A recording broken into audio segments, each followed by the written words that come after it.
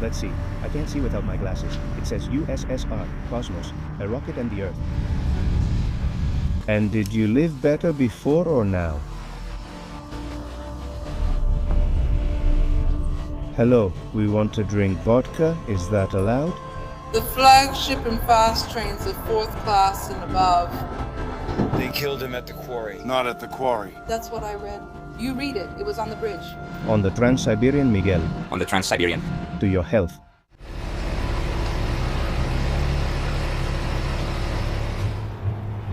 (9,288 kilometers) is the distance traveled by the legendary magistral Trans-Siberian, commonly known as the Trans-Siberian Railway, a train full of legend. From its planning phase, construction, and later commissioning, a colossal, titanic effort never before seen in the history of humanity. The union of the European continent with the Asian continent in a single journey. A journey that crosses 8 time zones and takes 7 days of travel, making it the longest continuous railway journey in the world. I'm at Vladivostok station, where this journey ends, as evidenced by the obelisk behind me. Today, I'm about to travel the original Trans-Siberian route all the way to kilometer 0 in Moscow. Join me in this new video series to discover the secrets of this legendary railway. Let's go back to the late 19th century. Under the reign of Tsar Alexander III, the Russian Empire was looking to solve Siberia's disconnection from the rest of its territories. This project aimed not only to exploit natural resources and settle new populations, but also to defend the eastern borders against neighboring powers like China or Japan. The task seemed difficult, since the climate was extreme and the vast Siberian territory had barely been mapped accurately. The financing and planning phase was not easy and lasted for almost half a century. To achieve this, the national currency, the ruble, was linked to gold, allowing for greater international confidence in the economy. And among other things, vodka production and sales were nationalized, with profits going directly to the Trans-Siberian Railway Construction Fund. In addition, in order to avoid bureaucracy and speed up processes, the Siberian Railway Committee was created, which could expropriate land, move entire populations, and quickly recruit convict labor. The project was carried out in different stages, divided into 7 major sections, and the line was finally connected from end to end by an entirely Russian route. In 1916, 25 years after laying the first stone, following the inauguration of the bridge over the Amur River in the city of Khabarovsk, according to historians' calculations. About 5 million people from Ukraine, Belarus, and the European part of Russia crossed the Ural Mountains on the Trans-Siberian in search of a promising future. This process of colonization shaped the urban landscape of the region and saw the birth of a new type of Russian, the Siberian, self-sufficient, more resilient, and independent. Families were offered about 15 hectares of land for free. Affordable loans and debt forgiveness were given in exchange for settling in Siberia. Cities were created where there was once only forest, and they became key hubs. Such is the case of Novosibirsk, which was built from scratch and is currently the 3rd most populous city in Russia. Today, more than a century after the Trans-Siberian Railway was completed. Investment in new routes and infrastructure, electrification of the tracks, and modernization of customs have consolidated the legacy left by the Tsars. Considered a super logistics highway in the Eurasian land corridor, it is a key piece in global trade. In this video series, we'll explore some of the most important and picturesque spots along the Trans-Siberian.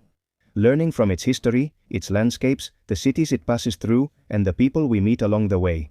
Welcome to the Trans-Siberian. Vladivostok is one of the most well-known stations in the world, precisely because of the Trans-Siberian, and its walls hold a lot of history.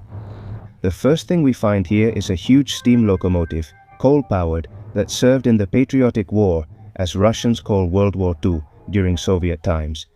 Another thing you can see on the walls of this station is the original route. Here it is, a commemorative plaque for the 100th anniversary, from 1901 to 2001, that connect Moscow through Chelyabinsk, Novosibirsk, Krasnoyarsk, Irkutsk, Chita, Khabarovsk, and Vladivostok. And perhaps one of the things that most catches the attention of tourists or passengers are these plaques with the leaders of North Korea who have visited Russia by train, because, as many of you may know, they hardly ever use airplanes. Instead, they have a fortified, armored train. And always because of the proximity of North Korea to Russia, to Vladivostok, to this area, whenever they visit, they do so by train, on that fortified train. Here is the plaque for Kim Jong-il's 2002 visit, and here is Kim Jong-un's, the current leader, from 2019. The train is about to depart. There you have the shipyards and the Golden Bridge. Next stop, Khabarovsk. 12 hours by train. Something manageable. Hello. Does it have a dining car? Yes, the second car. Thank you. Until what time is it open? Until 12. Давайте, да. Для вас, наверное, легче, чем для нас, русских, учиться. Are you in this car? Yes. Excellent, me too. That way we can talk. All right. By the way, is my husband still here? Ah, you're here, me too. Yes, you're already talking to strangers.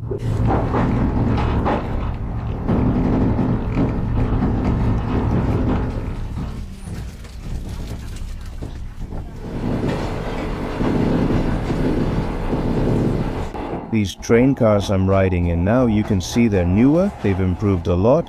In fact, this is a Firmnik car named Okean, which runs this line from Vladivostok to Khabarovsk. Look, it even has digital numbers here, it even has vending machines. Everything is very clean, it has power outlets, the water dispenser is more modern, you can tell right away. We're starting the journey off well, it has a shower, which is important too. And now I'm arriving to the coupe section. I always travel in my beloved Platz cart, almost always, that's what I like the most. And now I'm heading to the dining car to see what it's like. Even the announcements have a screen here. This is the first time I've seen that. If you don't know about the Siberian train, there are usually 3 classes depending on the train. I'm in 3rd class, called Platzkart. They're a kind of open compartment for 6 people to lie down, but then there's the coupe, which is where I am now. Those are closed compartments. With these little doors, for 4 people there are 4 beds. In fact, look at the coupe. They usually give you this welcome food package. In this case it has sausage. And surely inside you'll have some kind of bread, some kind of sweet cookie, napkins. This is what the coupe car looks like. Very nice on this train, huh? I have to say, very modern, I like it, definitely. I've been on much worse trains. This time, on this trip to get to Khabarovsk, it cost me 3,000 rubles. A little more, 3,050 for the 12-hour trip in Platzkart. And in the coupe it would be something like about 60 euros, 6,000 rubles more or less, although it depends on the train. Alright, I've already arrived at the dining car. And I want to introduce you to the travel companion with whom I'm going to do part of this journey. We have people who just got on. None other than the great Miguel from Paraisos in Asia. What's up, Victor? What's up? Welcome. I've already got him picking out the vodkas. We're going to do the opening toast. What are your first impressions of the Trans-Siberian, especially compared to Chinese trains since you travel on them often? Look, there's something about the Russian train that really got me, and it's that it looks like Kim Jong-il's funeral. Everyone is completely silent compared to Chinese trains, which are nothing like this. People are shouting, mothers are calling their kids who are 2 cars away, yelling. Is that because you still haven't seen what drunk people are capable of? Yes, as long as Russians aren't drinking, they're completely silent. Here, speaking loudly seems rude. If you do, people look at you like... What do you think of the train? The dining car's actually good. I've said all along this train is really nice. If we get the chance later, I'd like you to see other trains, but for now we're off to a good start with a quality train. No, I was expecting the dining car to be just a bar where you'd be standing and ordering something. But they have tables, it's like a restaurant, it's like... A real restaurant. Well then, let's have a drink to your health. You even have flowers here. Chrysanthemums, chrysanthemums. This carriage is truly luxurious and looks amazing. Beer. Hello? Hello, we want to drink. Vodka, is that possible? Yes. And do you have anything that goes with mustard? A plate of cold cuts or pickles? One moment, I'll go ask. Spicy. Genia, hey, do we have anything with mustard? Miguel liked mustard, so as a good host, we have to get it for him. Nothing? We don't have mustard. Alright. Now Miguel, are you ready? Here we have liquor from Belarus. This is what we ordered, or maybe we didn't order it. Well, yes, a vodka with a little bird there, with a little sparrow, a robin. Alright, with this, the journey on the Trans-Siberian is officially inaugurated. To the Trans-Siberian, Miguel. To the Trans-Siberian. To your health. To your health, there are 3 of us.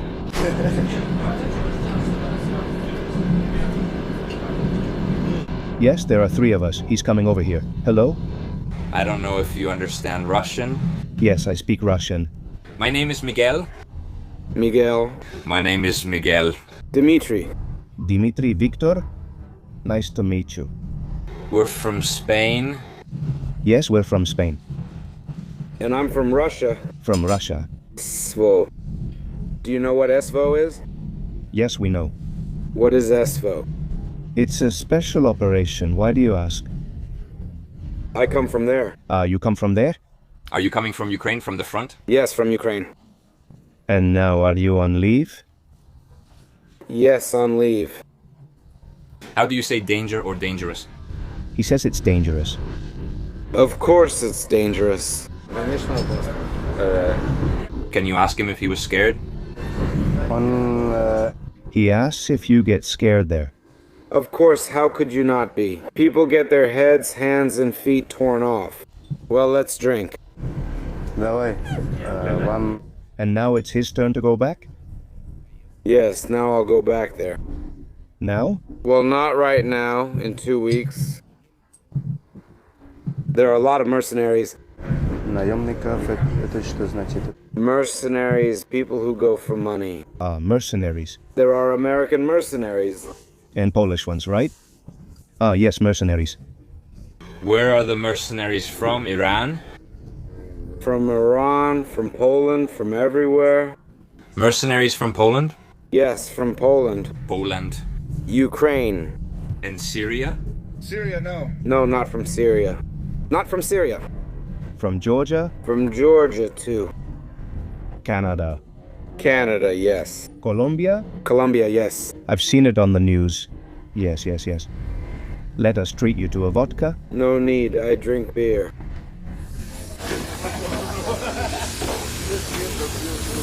First stop, Ussurisk. We're right now in the middle of Primory Krai, or rather, Primorsky, and I want to make a brief mention. Tomorrow we'll go into more detail. And this first part of the video is dedicated to the movie Dersu Uzala, a hunter who helped the explorer Arseniev travel through all these lands and helped with mapping them.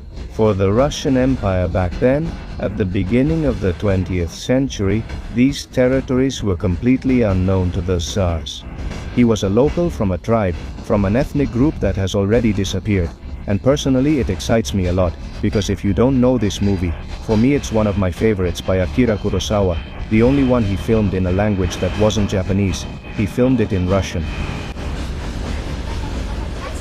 The story of the Trans-Siberian is also the story of the discovery and documentation of these lands far from Europe, after a process of expansion that lasted for centuries, where the Cossack settlements, under the orders of the Tsar, controlled the rivers for trade and kept the different peoples living in these areas in check. With the Trans-Siberians' arrival, the empire focused on learning about them in detail. Groups of soldiers, engineers, geographers, researchers, and adventurers were sent to the most remote places of the empire, and Vladimir Arseniev was in charge of one of them. For years he explored the territories of the Ussuri River and its surroundings, together with Dersu Uzala, a local hunter of the Nanai ethnic group, who knew the region well. A strong friendship developed between the Russian captain and the hunter, forged through repeated journeys into the heart of the wild, risking their lives. On several occasions, among other things, Arseniev came to understand Dersu's animist beliefs up close.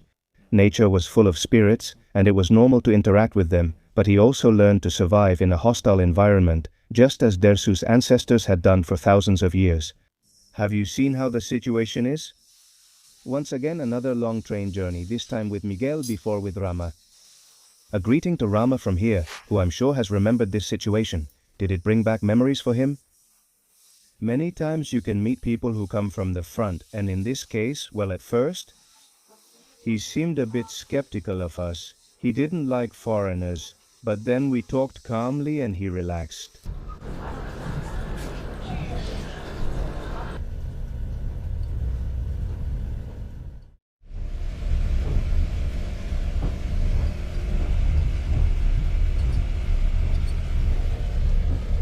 Good morning.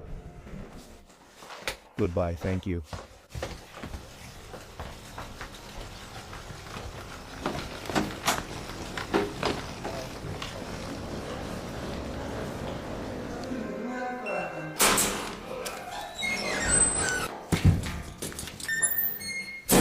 Well, that's it. After 12 hours on the train, we've arrived in Khabarovsk. We've left our things in the locker, and we're going to do a little inspection, a little walk around these Siberian lands, the Far East. Let's see what awaits us.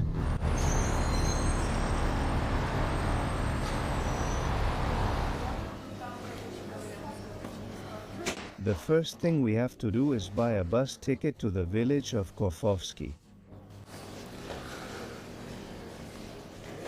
Один билет. A ticket to Khabarovsk, how much is it? One way only? Yes, one way. The earliest one. To Khabarovsk? Yes. To the village? Yes, the village. 30 kilometers to the south. 200 rubles. 200 rubles. And what time does it leave? At 10 o'clock. At 10 o'clock? Give me 2 tickets, please. The passports. Uh-huh. Take a look at the magnificent Khabarovsk bus station. You can buy a gift for your little ones, batteries to recharge your phone, Chinese goods and lipstick if you have a date around here, and don't forget about women's lingerie. Also, a small supermarket inside the bus station.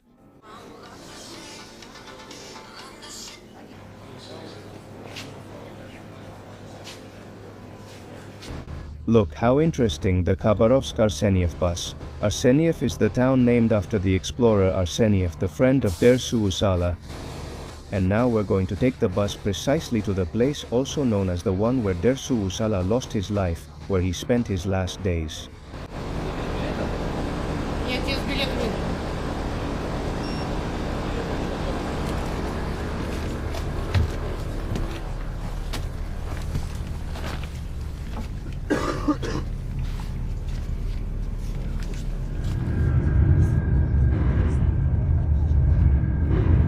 Thank you, goodbye. Thank you, goodbye. Hello. Do you know where the memorial to Dersu Uzala is? Further ahead. Ah, okay. They say that's where he was murdered, right? Here in these bushes. In the bushes? Behind the car where the truck is. Oh, where the truck is. You can't miss it. Aren't you going by the Piedra? And that's where he was murdered?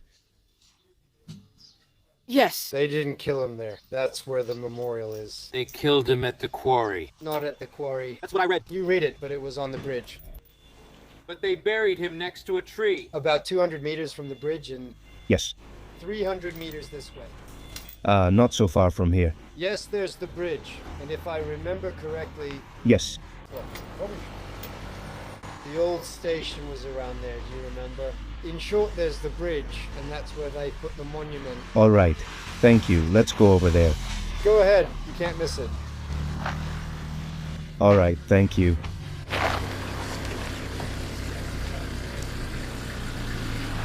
We're here in Khabarovsk. 50 minutes on the road, 30 kilometers south of Khabarovsk, is where Dersu Uzala, the friend of the explorer Arseniev, spent his last days after trying to live in Khabarovsk and not being able to adapt to city life, since they didn't let him hunt, didn't let him make fire, and didn't let him build shelters to live in within the city. In March of 1908, he decided to return to nature and followed the course of the Ussuri River, which is right here. And a few days after starting this journey, he met his death right here, in this village, in Khabarovsk. Nowadays you see that there are houses, roads, trucks, cars, some abandoned building. This must be the city center, where the old folks are, where we found them, but before, everything would have looked wild and unexplored. And here, just a few meters from where the bus dropped us off, you find this huge stone with the inscription Dersu Uzala in his honor. On this plaque, you can read 1849-1908. What he got from his hunting, he shared with his neighbors, regardless of their nationality. And for himself, he left the same portion as he left for the others. This is in the book written by Arseniev.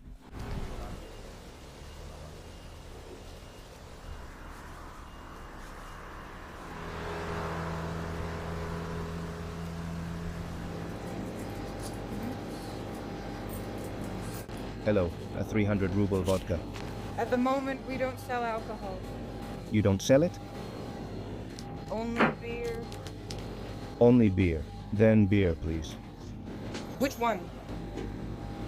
2 bottles? Well, is 300 rubles enough for 3? Zhigolovsko costs 99 rubles per bottle. All right. And a bag, please. Let's add the bag for 7 rubles. What time do they start selling vodka again? For now, we're not selling. Our license expired. We don't know how long this will last.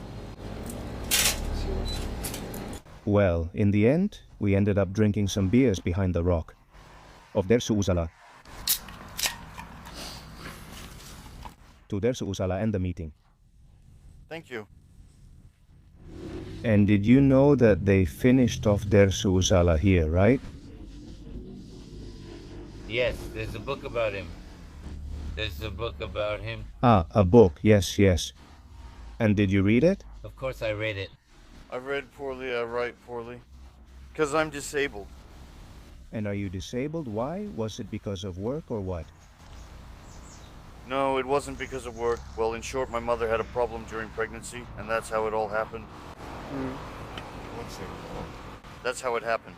Yes, I understand. And what do you think of Zhigolovsko beer? Is it good? No? You don't like it? No, why? Yes, we like it, of course, but if you drink, then better a vodka. How did the situation change? I'm 63 years old. 63.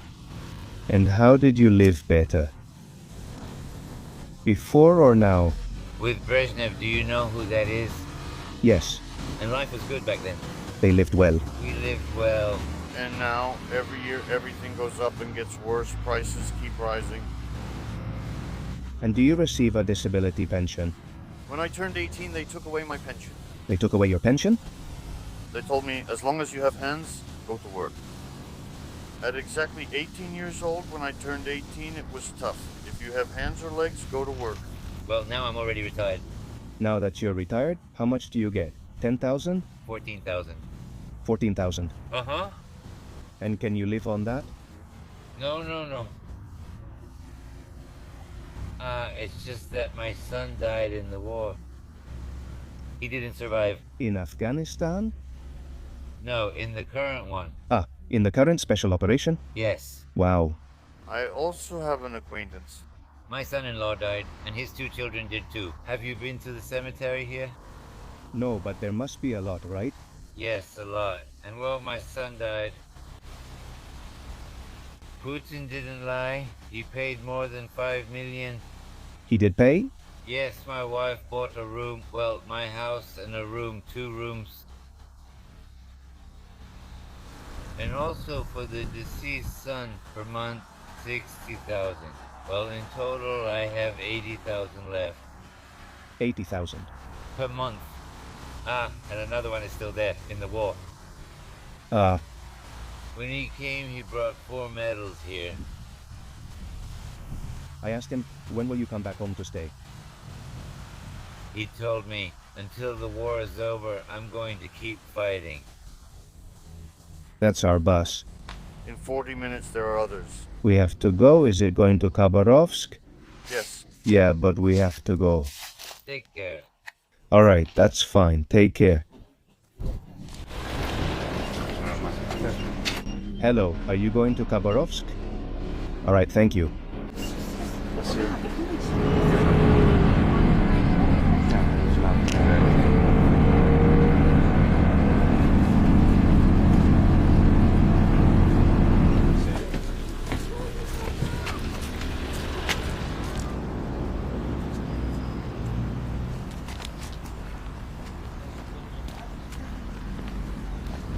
Check out these pins Miguel and I just found at the market. I think Grandma went over there to cough for a while. Look, this one about the cosmos, it totally looks like satellites. Here, from the Communist Youth, from Border Guard Day, de Pogranicznika, de Border Guard. Здравствуйте. Hello, how much do the pins cost? It depends on which one. Look, these cost 100, this one 150, and all of these 100. All of these cost 100, and this one 150. These cost 100, and these 150. Look, you even have one of Donald Duck, Russian, well, Soviet. And who was this? Tell me, please, what? This one? Now I even forgot. Sholkovsky. And what was he, like a rocket researcher? Yes. And what does this one mean? Let's see. I can't see without my glasses. It says USSR, Cosmos, a rocket, and Earth. Cosmos? Cosmos, yes, but only the rocket. The rocket. The Earth. They are the children of war. Children of war? What does that mean? Well, those who were born and lived during the war. During the Great? Yes, from 41. And did they give them pins? Yes. Why? I don't know. Well, because they survived? Yes, maybe. Alright, give me this space one, please. Thank you very much. Thank you, goodbye.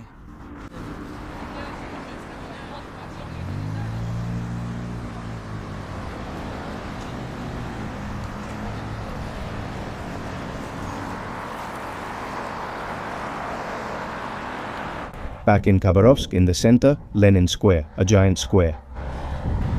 As you can see, it caught my attention, even though I've seen many Lenins on my travels. This one has a special touch, with the coat of arms of the Soviet Union, with his beret and without raising his arm to point, a different kind of pose.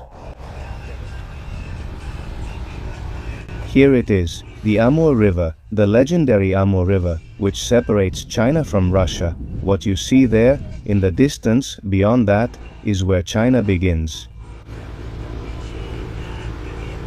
I couldn't leave Khabarovsk without seeing this beautiful river, and now it's time to head to the next destination. But before that, I have Jorge here, a Peruvian I've known for 3 years, also a YouTuber from the channel Forasteros por el Mundo, and who lives in Khabarovsk.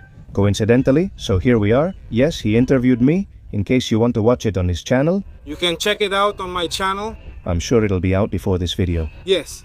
Jorge, how are Russia-China relations now? There seems to be more closeness, and since you live here, what have you noticed?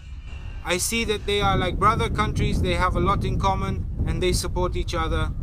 Here we are, like you said a moment ago, we're very close to the border with China. You just have to cross the river and that's it, it's very close. You can even go by car. And that's how the friendship is between the people of China and Russia. There are many schools here to teach Chinese, and many Russians speak Chinese. So, there's that, there's trade, there's a lot of trade, there are many visitors from China, there's a lot of money, they spend a lot of money here. So, that's very important for both countries. There are many Chinese who come here, and many Russians who also visit China. It's another reality of Russia, right? Of this Russia in the Far East, that connection with the East. Another totally different, it's the Asian part of Russia. And well, that's it, here we are too, I live here, it's not easy, but we're getting by. A Peruvian in Siberia. The sole Peruvian in Siberia? We say goodbye to Khabarovsk for a while because I'll surely come back to these lands in the future. With this beautiful view of people sunbathing on the beach by the Amur River,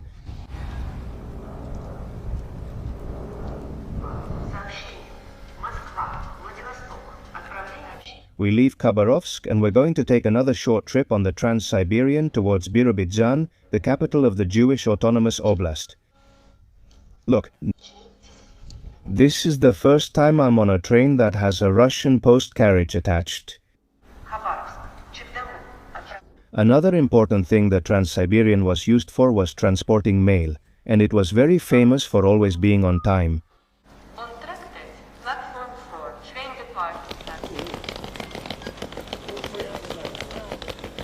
Hello, seats 3 and 4. Passports, please. Take off your glasses.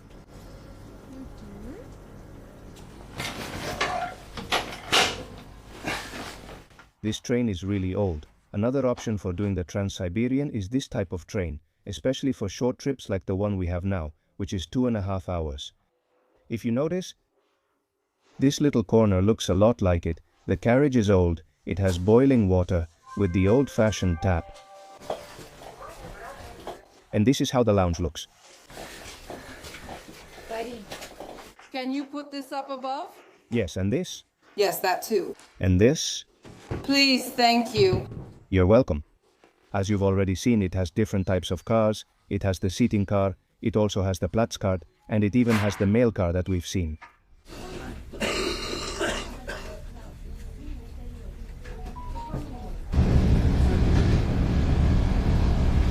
We're crossing a tributary of the Amur River.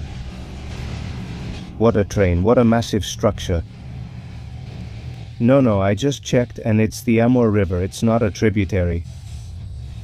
How are you doing, Miguel? Any words after crossing the Amur River? Well, nothing. That's it, speechless. We're left speechless. The guy coughing here is also speechless. He's been coughing every 20 seconds. Drunk, a real handful. Beautiful landscape. And fresh air.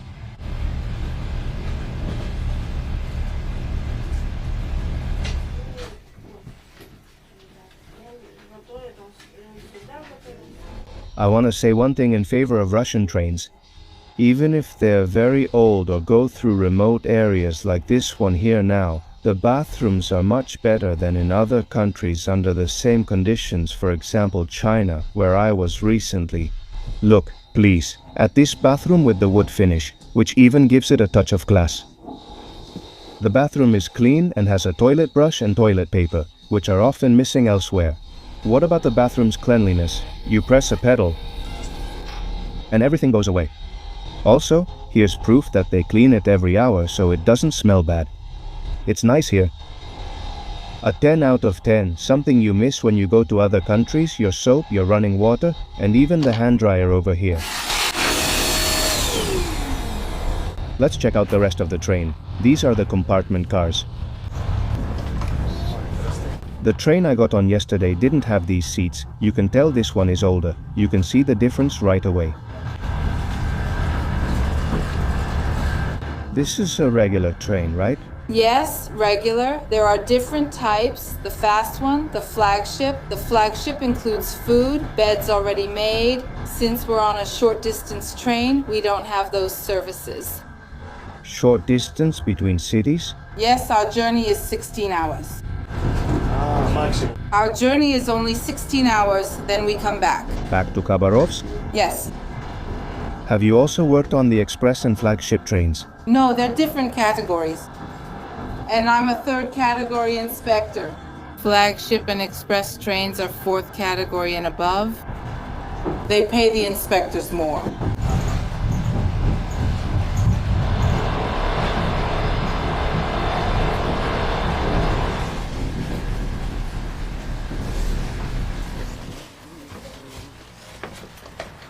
Goodbye. Goodbye?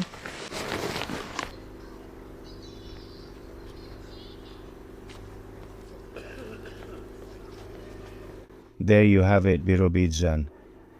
And written in Yiddish, in Hebrew, the capital of the Jewish Autonomous Oblast. We just arrived and are dropping off our suitcases. A brief history.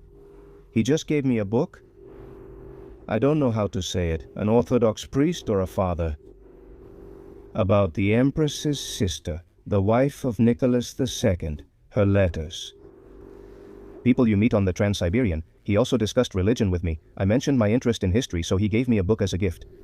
He's a priest, his name is Arsen, he's a priest in a village. In Komsomolsk-on-Amur, they have a huge airplane factory there, and ships too.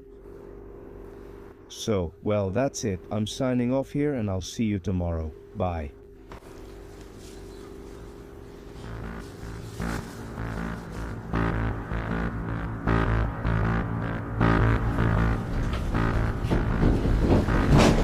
In fact, the Novosibirsk station is the largest one you'll find on this Trans-Siberian, and here it is, right behind me.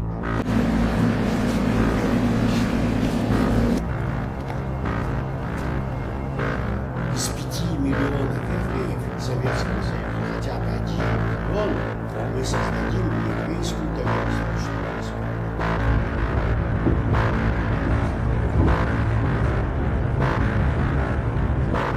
Немножко. Говорят у нас тут, что ты можешь не быть евреем, но по-еврейски жить обязан. Ну, то есть где-то там сэкономить, да. You can also find buildings from the Soviet Stalinist era. Look, like this one here. I'm having breakfast, as you can see, a Siberian breakfast.